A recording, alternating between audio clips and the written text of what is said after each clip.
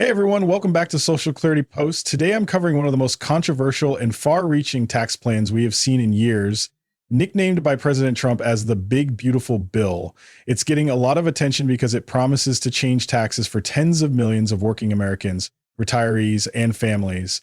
The bill is expected to pass this week, which means these changes could hit your wallet sooner than you think. But here's the big question. Do you trust that politicians ever deliver on these big tax promises? Or do you think they mostly talk big but fail to follow through? I'd love to hear what you think down in the comments, so please share your opinion. In today's video, I'll break down exactly what's inside the bill, what changed in the Senate, and how this affects people who rely on Social Security, overtime pay, and even those who depend on tips. We'll talk about deductions for car loans, changes to the child tax credit, Medicaid rules, and even how state and local taxes might look different going forward. These details matter because they directly influence how much money stays in your pocket or goes back to Washington, D.C. A lot of folks hear about tax reform and tune out because they think it's just politicians playing games, but this bill has real numbers, real dates, and real consequences that can reshape how your family budgets for the next few years.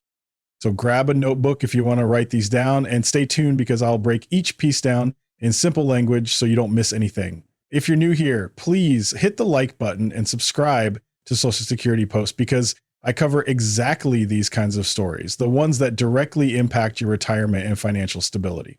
Let's jump into the first promise President Trump made under this massive bill and see if it really stacks up. Before we dive into the details, let's take a moment to go back to what President Trump actually promised with this big, beautiful bill.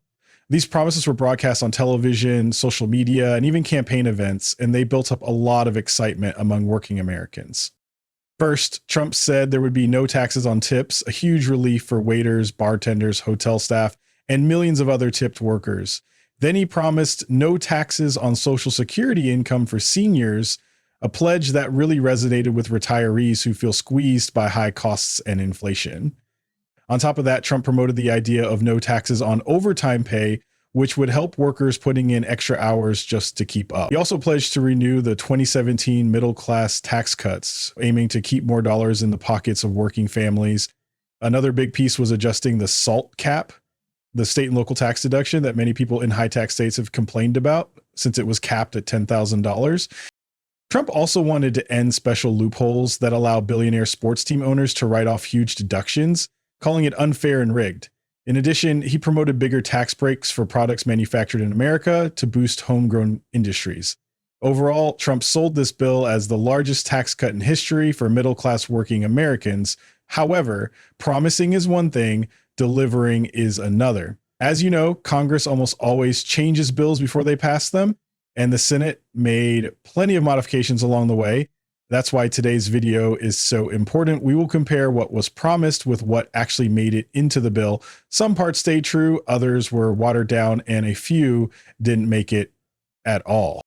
Stick around because I'll guide you through exactly which of Trump's big promises survived, which ones got trimmed, and how these decisions might directly impact you and your family. One of the more surprising provisions that ended up in the bill was a brand new tax deduction for car loan interest.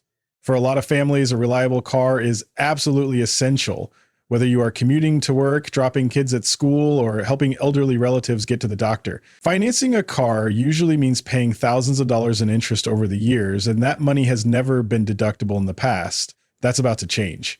Under the new rules, taxpayers will be allowed to deduct up to $10,000 per year in car loan interest on their federal taxes. This applies from the tax year 2025 through 2028. Giving you 4 years of relief. It is intended to help people who need to finance a car but feel crushed by high interest rates, which have been climbing steadily. But as with most tax benefits, there are limits.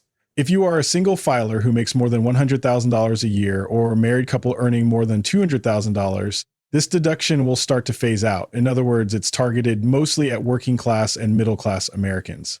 Also, it only applies if your car was finally assembled in the United States, which ties into Trump's Buy American focus. So if you have plans to buy a car in the next few years and want to finance it, this deduction might put serious dollars back in your pocket. However, keep track of whether your car qualifies and whether you stay below the income thresholds. These details could be worth thousands of dollars if you get them right.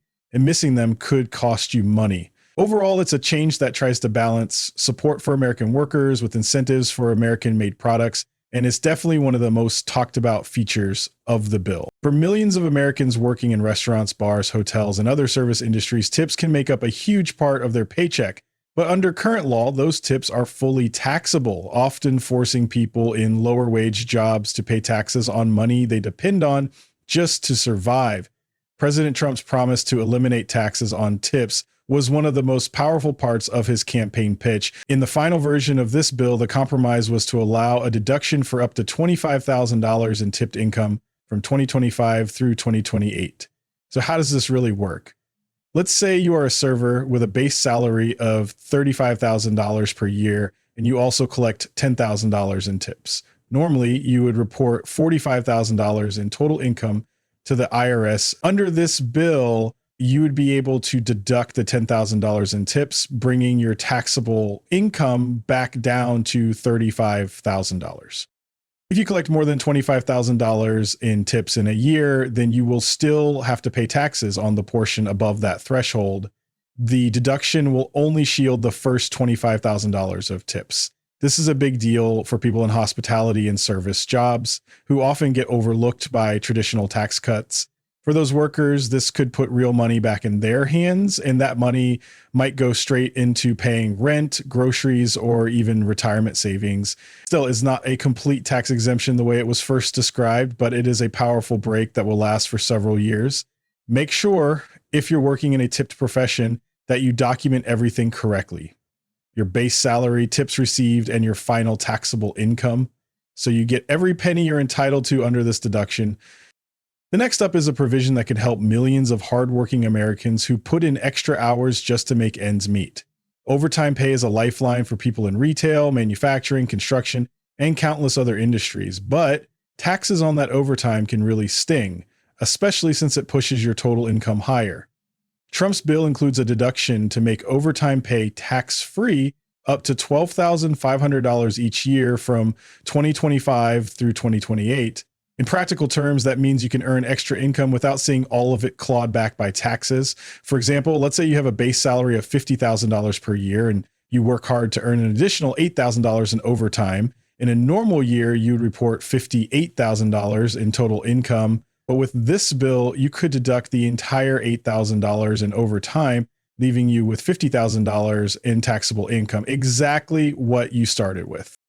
This could put a major boost in the pockets of families who depend on overtime to pay for housing, childcare, or medical expenses. However, the deduction caps at $12,500. So if you earn more than that in overtime, the rest of it will still be taxed. Another important detail is that, like the tips deduction, this works through reporting the full amount of your wages and then deducting the overtime portion. That means you still have to keep good records of all the hours worked and the overtime paid.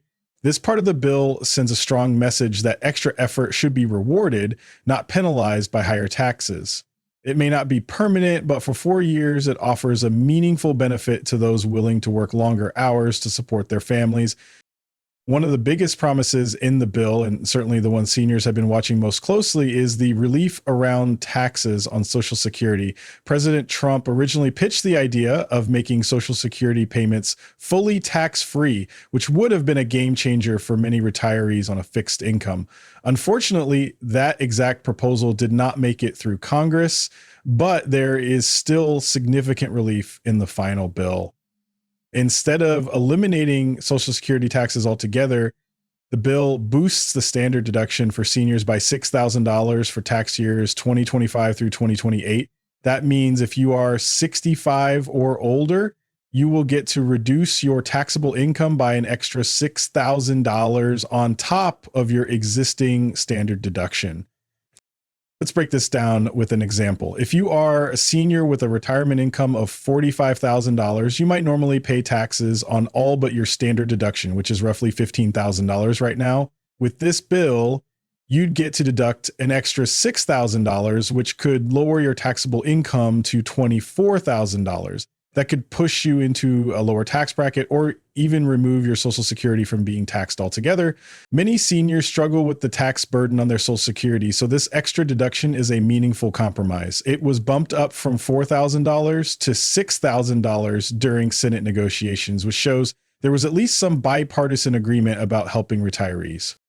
This change may not be the same as the grand promise of no tax on Social Security, but it's an important step toward giving seniors more breathing room, especially in today's economy where groceries, housing, and medical costs keep climbing.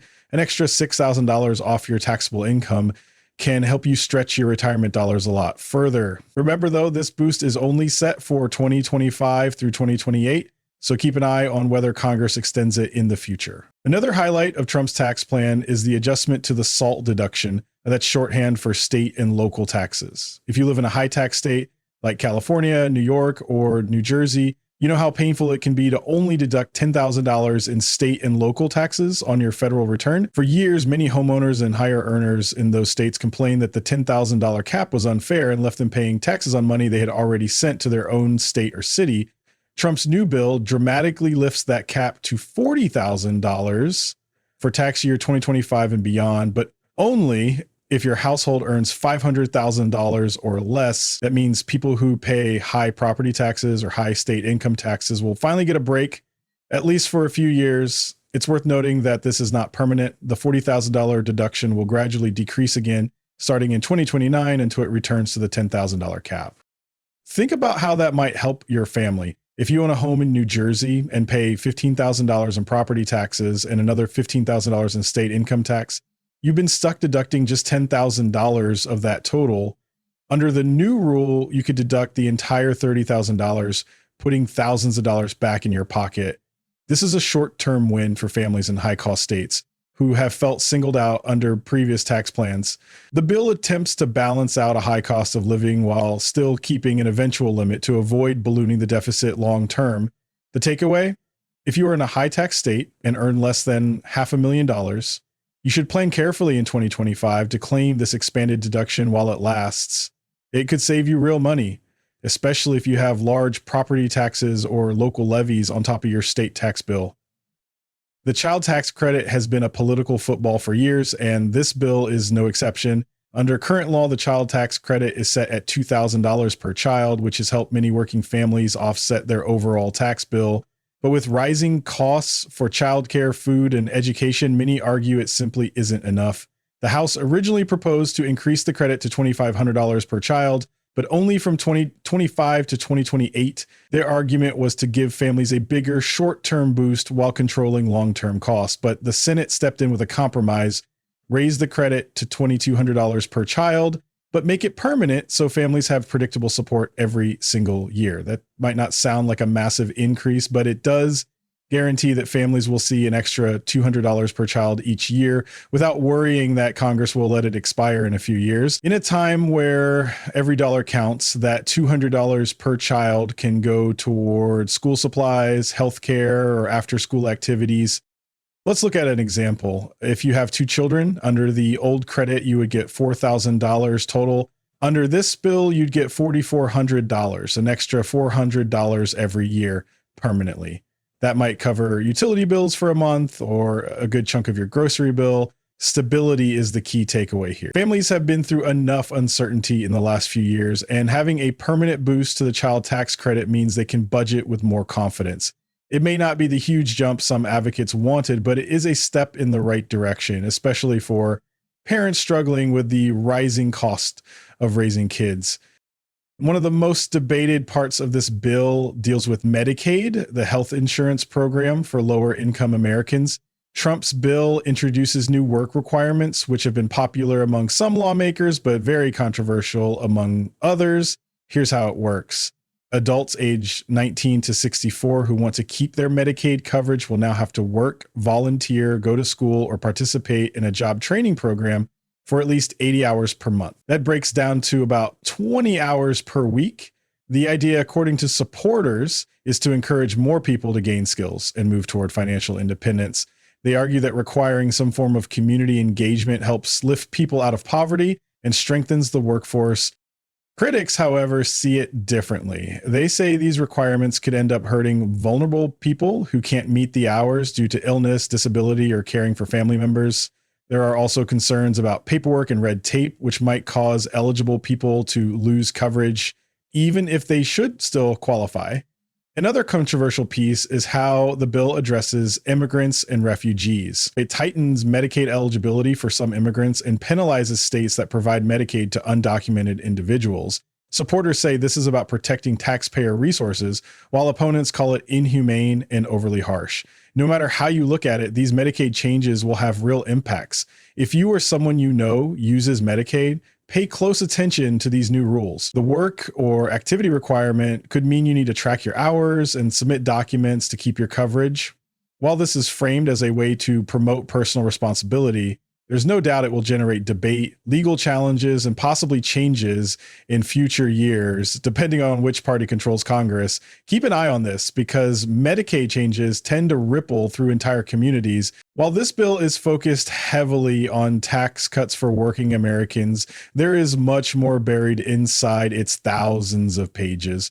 For one, it includes major changes to defense spending, which always stirs up heated debates in Congress. Some lawmakers are excited about increasing the defense budget to maintain America's military strength, while others worry it adds to the national deficit. The bill also ties in new immigration measures, which will change how visas and green cards are awarded and how border security is enforced. These sections aren't as directly connected to Social Security or family taxes, but they still affect millions of American communities, especially those with large immigrant populations. Then there's clean energy. In an effort to support domestic energy production, parts of the bill offer corporate tax breaks for investments in cleaner technologies, such as solar and wind. There are also incentives for companies that improve energy efficiency, for example, by updating old manufacturing facilities. Some see this as a good move for the environment, while others think these subsidies should be even bigger. On top of all that, the bill changes corporate tax depreciation schedules, making it easier for big companies to write off the cost of new equipment faster. Supporters say this encourages investment and helps grow jobs, while critics argue it mostly benefits huge corporations instead of small businesses. Altogether, these non-tax elements of the bill show that lawmakers were trying to cram many priorities into one giant package, a classic Washington move. You might hear about these other issues in the news, but here on Social Security Post, we mainly focus on what hits your household directly. So even though defense, immigration, and energy are huge national issues, they may not change your own personal budget as much as the other tax provisions we talked about. Still, it's good to know what else is packed in the bill because everything is connected, and often lawmakers trade support for one part of the bill in exchange for votes on another. Keeping track of these pieces helps you understand how the sausage really gets made in Congress. Let's talk about the timeline and where this bill stands today. First, the House of Representatives passed its original version of the bill after a lot of heated debate. Then the bill moved to the Senate, where lawmakers made changes, including tweaking the child tax credit, adjusting the senior standard deduction, and finalizing the new overtime and tips deductions. After negotiations, the Senate cleared some critical procedural hurdles, meaning they can now move the bill to a final vote. That final Senate vote is expected within just a few days. Once it passes the Senate, the bill will return to the House of Representatives for one more vote of approval since changes were made. From what analysts say, it is unlikely the House will make any further amendments. That means the bill could reach President Trump's desk by the July 4th holiday, something he has been loudly demanding. It's important to note that no Democrats supported this bill at all, which might remind you of how things went with President Biden's Inflation Reduction Act when Democrats passed their bill without a single Republican vote. The political parties have flipped, but the partisan tension is exactly the same. Republicans can push this bill through because they control the House, the Senate, and the presidency. The math is in their favor, so barring any shocking surprises, this bill should become law very soon. Knowing this, you can start planning for 2025 when most of these provisions kick in, like the higher deductions for seniors, the changes to overtime pay, and the new rules on tips. Watch for news about the final signatures and votes, because even though it's expected to pass, Congress has been known to change course at the last minute. Here on Social Security Post, we'll be keeping you updated every step of the way, so You won't get caught off guard by the fine print. Now let's step back and talk about how this bill is being seen on the political battlefield. The Republican leadership says the big beautiful bill is a giant win for working Americans. They argue it locks in the lower tax rates from 2017, helps families keep more of what they earn, and rewards people who put in extra effort through overtime or tips. They say the higher deduction for seniors is a fair compromise that protects retirees, and they celebrate the adjustments to the SALT deduction as a fix for states with high tax burdens. In their view, this bill is all about trusting Americans to spend their money better than Washington can. They also believe that making some tax benefits permanent, like the $2,200 per child tax credit, provides families with more stability and confidence about their future. On the other side, Democratic leaders see things very differently. They argue this bill is rushed and written to please powerful donors. They worry that cutting taxes on higher earners and big companies will leave working class people behind in the long run. They also say the bill could explode the deficit and damage programs like Medicaid, especially with the new work requirements for lower income recipients. Some Democrats even believe the last minute deals made to get enough Republican votes made the bill worse, not better. They warn that the overtime and tips deductions are too small to make up for what is being taken away from healthcare and food assistance programs.